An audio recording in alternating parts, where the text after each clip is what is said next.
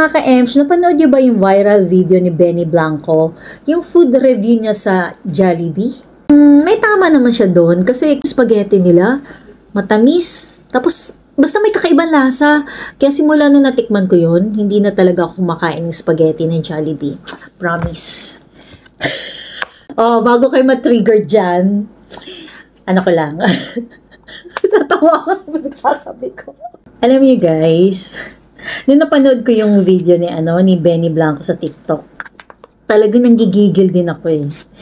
Kuhang-kuha niya yung inis ko. Kasi nga naman, di ko alam kung nung nagvi-video siya nun, kung sabog ba siya nun. Kasi may sinabi siya doon na meron daw siyang stepmom na Pinay. Tapos dinidis na yung parang dinidisrespect na yung ng product ng Jollibee. Filipino yun, di ba? Pride na. Kakakain tayo ha. Okay, magmumukbang tayo. Meron akong chicken joy, spaghetti.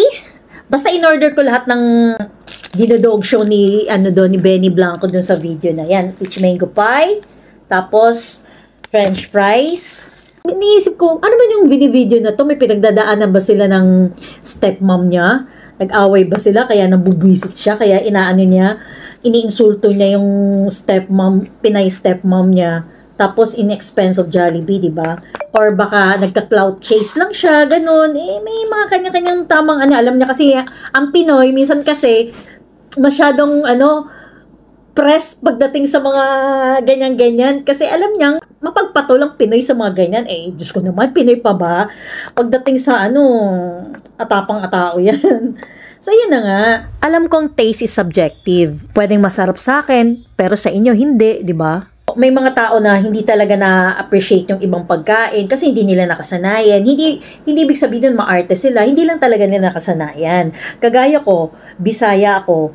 Sikat sa Cebu sa Bisaya yung ginamos, pero hindi ako makain ng ginamos. Kasi nga, hindi ko siya nakasanayan. Pwede mo namang magsabi ka na hindi mo siya masarap pa ng ganun-ganun. Opinion mo yun eh. Doon ako na-trigger, doon nakita ko yung dinura na yung spaghetti doon sa mismong tray ng spaghetti. Parang gusto kong gamitin yung cancel culture card. Isipin mo marami nagugutom sa mundo, tapos parang bakit? Bakit niya kailangang gawin yun? Valid naman yung yung opinion mo doon sa panlasa mo, pero wag naman yung ipakita yung binalahura mo talaga, yung doon nga yung tinatawag na disrespect mo doon sa pagkain. Parang binaboy mo na rin yung di ba, yung kultura, yung pagiging Pinoy ng isang tao, yung pagiging lahi niya. Wag naman ganun, di ba? Medyo nasakta lang ako doon kasi pagkain natin yun. Ang swerte niya, nakakain siya ng ganun, habang yung ibang Pinoy pangarap yan na kailangan nilang pag-ipunan pa nila para makakain ng spaghetti. Kasi may ibang Pinoy kasi na, syempre, dala ng kahirapan. Pag once na may achievement sila, yung Jollibee ang pinaka, sa kanila. First, parang yung mga bata, ang mga anak ko dati, pag very good sila sa school, tayo, magja-Jollibee, magse-celebrate tayo ng Jollibee. Kumbaga, parte na yan ng pamilyang Pinoy, ng kulturang Pinoy. Parang talaga, ewan ko ba't nagustuhan siya ni Selena. Yung fries, medyo mabilis naman talaga magsagi yung fries ng Jollibee. Lalo na pag tinake out. Talagang yung expect mo. Tapos yung chicken daw, nagsagi daw. Natural. Yan nagte-take out kay talagang yung delivery, yung transport, di ba? Kung gusto mo talaga ng perfect or gusto mo yung quality ng lasa ng Jollibee or yung standard nila, SOP kineme, kumain ka dun sa mismong store para makuha mo yung gusto mong. Tapos yung peach mango pie, alam mo, na lang din, na-hurt din ako. Kasi yung mga dinog show niya, yung mga favorite combo ko talaga. Pati yung pineapple juice, ewan ko ba sa taong yan. Pinipilit ko talaga siyang intindihin nung yung ginawa niya yung video na yun. Bakit? Siguro, may pinagdadaanan siya, pero minsan gusto kong nonchalant na lang, pero hindi kailangan mo ring i-call. Hindi ko maka-okray siya mas magulo pa yung buhok niya dun sa spaghetti ng Jollibee. Sorry. Ang sama ko. Kaya yun, ewan ko.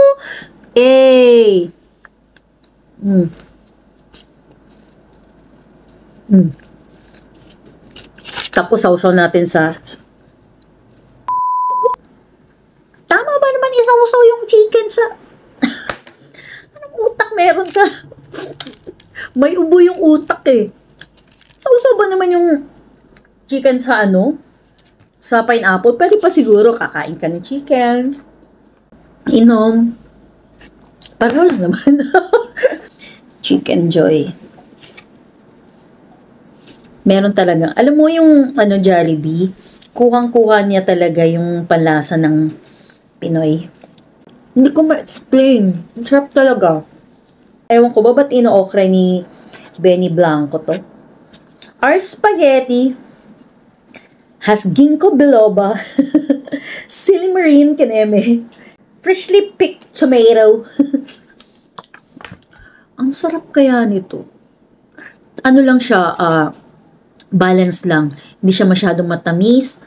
Basta may kakaano niya. Alam mo sa tutusin, kaya ko naman tong gayahin pero never ko tong ginaya. Kasi nga, nag-stick na lang ako dun sa spaghetti namin na may cream. Kasi pag ginaya ko to, ang boring na ng buhay ko kasi hindi na ako magkikrave ngayon ng Jollibee. Kumbaga, bigay ko na to sa Jollibee tong spaghetti na to. Sa kanila lang yan. Para meron akong cravings, di ba? Kaya yon, parang mga OFW lang yan eh. Pwede naman din sila magluto ng ganito. Pero, meron silang hinahanap na pag uwi ako ng Pilipinas bukod sa birthday ni Ann, kakain ako sa Jollibee ng spaghetti at Chicken Joy. Di ba? Ganun yun. You know that I love spaghetti! Naano lang ako sa kanya kasi parang isang mali ata. Kasi nakipag-collab pang BTS sa kanya. Labas ang BTS dito ha.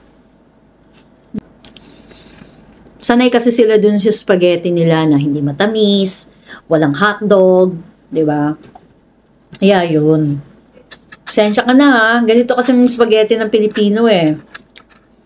Manamis-namis kasi ang Pinoy may sweet tooth. Mahilig sa matamis. Ganarn. Yung chicken ng Jollibee ngayon, medyo lumiit siya. Dahil na rin siguro sa inflation. Pero bawi tayo Jollibee ha. Laki-lakihan na ulit natin yung servings. Peach mango pie. Bawal maging tanga sa peach mango pie. Kasi lalo pag bagong luto to, talagang paso ang dila. Alam nyo, sa ginawa ni Benny Blanco, may yan eh, disadvantage saka disadvantage. Pero mas lamang ang advantage ngayon sa Jollibee. Kasi pag napanood ng ibang ng ibang lahi yan, makukurious sila nga, ano meron doon si Jollibee? Ba't ginagano ni Benny? Pag natikman yan, boom! Diba? Dapat samantalahin din ng Jollibee ngayon na ipakita nila, mali ka. Mali ka ng binangga, Benny Blanco. Masarap ang namin. Pinoy pa. Malaking bahagi ng buhay ko ang Jollibee. Hindi ko kinakahiya. Nagtrabaho ako sa Jollibee, nag-working student ako. Marami akong natutunan sa pagtatrabaho ko sa Jollibee. At hanggang ngayon, dala-dala ko yan. Naiyak ako, charot. Hindi kasi, noong time na hindi naman ako pinupush ng, mag-working student ka. Noong time kasi namin, nauso siya, na para bang ang cool mo na pag nag-working student ka, ganun-ganun. Parang cool ang dating sa akin noong time na, uy, working student.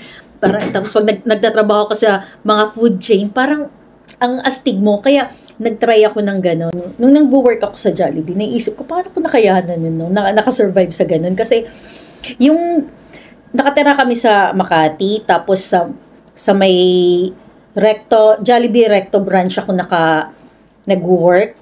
Tapos after ng shift ko, takbong sa PUP, sa school. Talagang yung time management, doon ako parang, good job.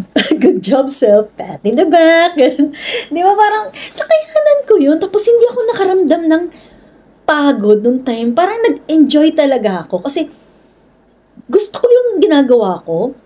Bukod dun, nakatulong ako. Kahit papaano, hindi na ako nangihingi ng pan-tuition, ng baon.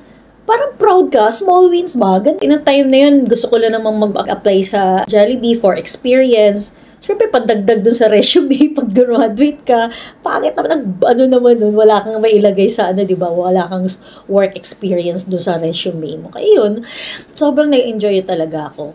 Natutunan ko sa Jollibee yung mabilisang kilos. Kasi kailangan talaga, pag nasa counter ka, all around ka, magte-take ka ng order, magpe-prepare ka ng in order, magkakashare ka, ganun-ganun, isusuklian mo. Kaya dun ko talaga natutunan. Thank you, Jollibee. Kaya tuntua talaga po yung nakakita ako ng video ng mascot ng Jollibee. Hindi ko alam kasi siguro yun nga kasi nga may bahagi siya ng buhay ko eh. 'Di ba? First job ko talaga Jollibee, kaya ganun. Kaya minsan napupuyat ako kapanood ng mga video ng Jollibee, lalo yung kulitan, sumasayaw, ganun-ganun, nangungulit sa kung ano-ano. Tuwan-tuwa talaga ako dyan. Ginagawa ko siya minsan pampatulog. Yung parang pinakapahinga ko yung pag nanood ako ng ng Jollibee mascot. Nakakatawa si Jollibee. Kaya malaking bahagi sa buhay ko ang Jollibee. Ulitin ko, may kanya-kanya tayong trip, may kanya-kanya tayong culture, may kanya-kanya tayong palasa, pero irespeto pa rin natin yung mga nakasanayan or yung nakasanayan kainin ng mga tao. Ha? Hindi ko alam kung ano pumasok sa utak ni Benny, bakit siya gumawa ng ganun. Parang bad decisions. Sige na, bye!